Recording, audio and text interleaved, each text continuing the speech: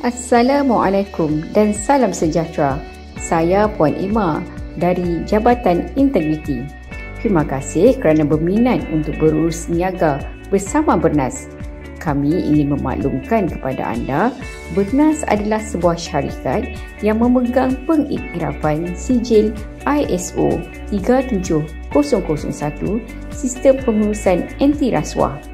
Oleh yang demikian, terdapat beberapa prosedur anti rasuah yang perlu anda lalui di dalam urus niaga anda bersama Bernas.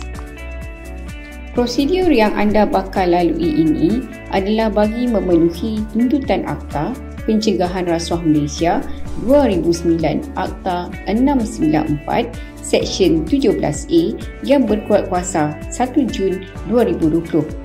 Pindaan ini adalah untuk memperkenalkan liability korporat bagi kesalahan rasuah yang terpakai kepada organisasi komersial di Malaysia.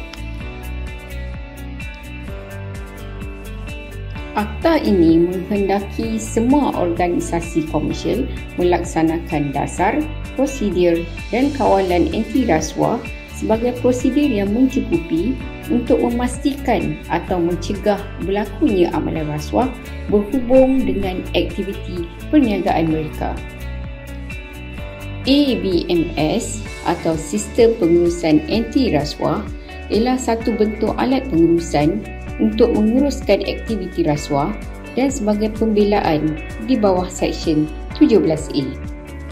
Prosedur ABMS adalah untuk mengurangkan kemungkinan Bernas terdedah kepada liability akibat rasuah dan rasuah yang dilakukan oleh pihak ketiga.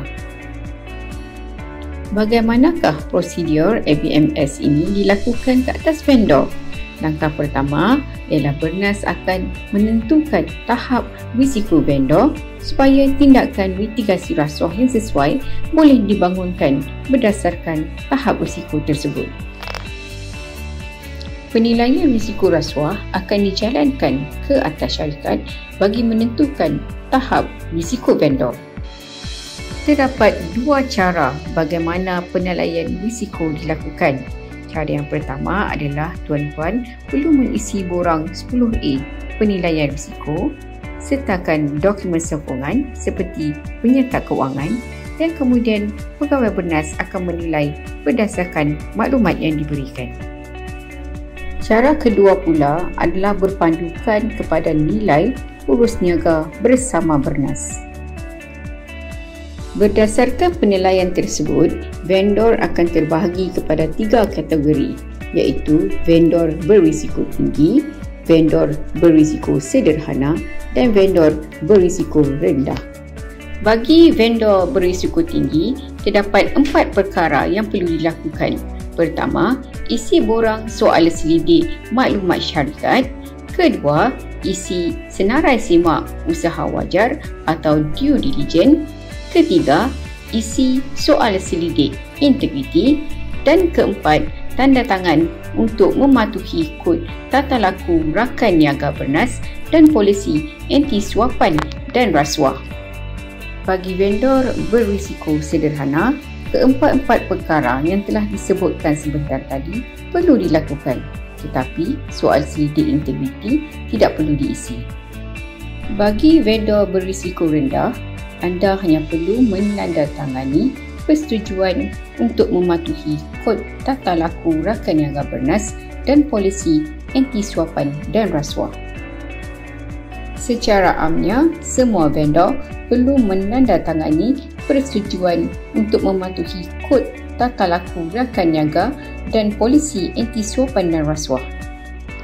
Sila layari www.bernas.com.my. Sila rujuk kod tata laku rakan niaga di laman sesawang Bernas. Sila baca polisi anti suapan dan rasuah di laman sesawang Bernas. Sebarang pertanyaan lanjut, sila hubungi Jabatan Integriti seperti maklumat yang tertera. Terima kasih atas kerjasama anda dalam menjayakan Bernas ABMS.